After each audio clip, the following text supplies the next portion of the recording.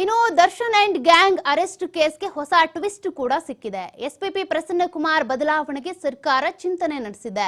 ಕೇಸ್ನಿಂದ ದರ್ಶನ್ನ ಬಚಾವ್ ಮಾಡೋದಕ್ಕೆ ಹಾಗಾದ್ರೆ ಪ್ಲಾನ್ ನಡೀತಾ ಇದೆಯಾ?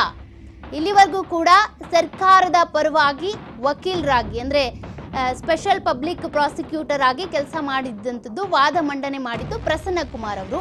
ಅವರ ಬದಲಾವಣೆಗೆ ಪ್ಲಾನ್ ಮಾಡಲಾಗ್ತಾ ಇದೆಯಂತೆ. ಪ್ರಸನ್ನ ಕುಮಾರ್ ಬದಲಾದ್ರು ಅಂತ ಅಂದ್ರೆ ದರ್ಶನ್ ಬಚಾವ್ ಆಗಬಹುದಾ ಅನ್ನುವಂತ ಪ್ರಶ್ನೆ ಕೂಡ ಈಗ ಸುಲಭ ಆಗ್ಬಿಡುತ್ತೆ ಅನ್ನುವಂತ ಪ್ರಶ್ನೆ ಈಗ ರೈಸ್ ಆಗ್ತಾ ಇದೆ. ಹೀಗಾಗಿ ಪ್ರಸನ್ನ ಕುಮಾರ್ ಬದಲಾವಣೆಗೆ ಮೂವರು ಪ್ರಭಾವಿಗಳಿಂದ ಒತ್ತಡ ಕೇಳಿ ಬರ್ತಾ ಇದೆಯಂತೆ, ಒತ್ತಡ ಹೇರ್ತಾ ಇದ್ದಾರಂತೆ. ಸಿಎಂ ಮೇಲೆ ಮೂವರು ಬಿಜೆಪಿ ಮುಖಂಡರಿಂದ ಒತ್ತಡ ಹೇರಲಾಗ್ತಾ ಇದೆ ಅನ್ನುವಂತ ಮಾಹಿತಿ ಕೂಡ ಲಭ್ಯವಾಗಿರುವಂತದ್ದು. ಮುಖ್ಯಮಂತ್ರಿ ಸಿದ್ದರಾಮಯ್ಯನವರ ಮೇಲೆ ಬಿಜೆಪಿಗರು 3 ಜನರು ಪ್ರಭಾವಿಗಳು ಒತ್ತಡ ಹೇರ್ತಾ ಇದ್ದಾರಂತೆ. ಪ್ರಸನ್ನ ಕುಮಾರ್ ಅವ್ರ ಬದಲು ಬೇರೆಯವ್ರನ್ನ ಅಪಾಯಿಂಟ್ ಮಾಡಿ ಅಂತ. ಬಿಜೆಪಿ ಮುಖಂಡನ ಜೊತೆಗೆ 3 ಮಂತ್ರಿಗಳು ಕೂಡ ಒತ್ತಡ ಹೇರ್ತಾ ಇದ್ದಾರಂತೆ.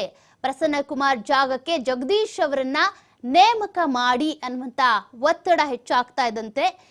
ಪ್ರಸನ್ನ ಕುಮಾರ್ ಯಾರ ಮಾತನ್ನು ಕೇಳೋದಿಲ್ಲ, ಹೀಗಿರುವಾಗ ದರ್ಶನ್ನ ಬಚಾವ್ ಮಾಡೋದು ಅಸಾಧ್ಯ ಅನ್ನುವಂಥದ್ದು ಈಗ ಅರಿವಿಗೆ ಬರ್ತಾ ಇದ್ದಂತೆ ಪ್ರಸನ್ನ ಕುಮಾರ್ ಅವರ ಬದಲಿಗೆ ಜಗದೀಶ್ ಅವರನ್ನ ನೇಮಕ ಮಾಡಿ ಅನ್ನುವಂಥ ಒತ್ತಡವನ್ನ ಬಿಜೆಪಿಯ 3 ಜನ ಪ್ರಭಾವಿ ರಾಜಕಾರಣಿಗಳು ಹೇಳ್ತಾ ಇದ್ದಾರಂತೆ, ಒತ್ತಡವನ್ನ ಹೇರ್ತಿದ್ದಾರಂತೆ.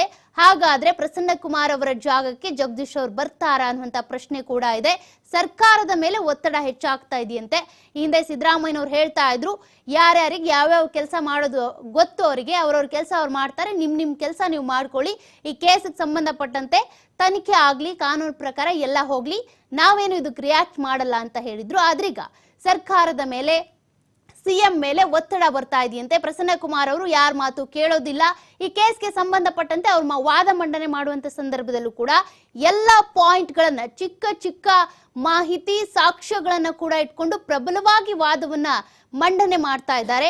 ಹಾಗಾಗಿ ಈ ಕೇಸ್ನಲ್ಲಿ ದರ್ಶನ್ ಅವ್ರು ಬಚಾವ್ ಆಗೋದಕ್ಕಾಗಲ್ಲ, ಪ್ರಸನ್ನ ಕುಮಾರ್ ಅವರೇ ಇದ್ರೆ, ಹಾಗಾಗಿ ಅವ್ರ ಬದಲಿಗೆ ಜಗದೀಶ್ ಅವರನ್ನ ನೇಮಕ ಮಾಡಿ ಅನ್ನುವಂತ ಒತ್ತಡ ಕೂಡ ಕೇಳಿ ಬರ್ತಾ ಇದೆಯಂತೆ. ನೋಡ್ಬೇಕು ಬದಲಾಗ್ತಾರಾ ಏನ್ ಕತೆ ಅಂತ.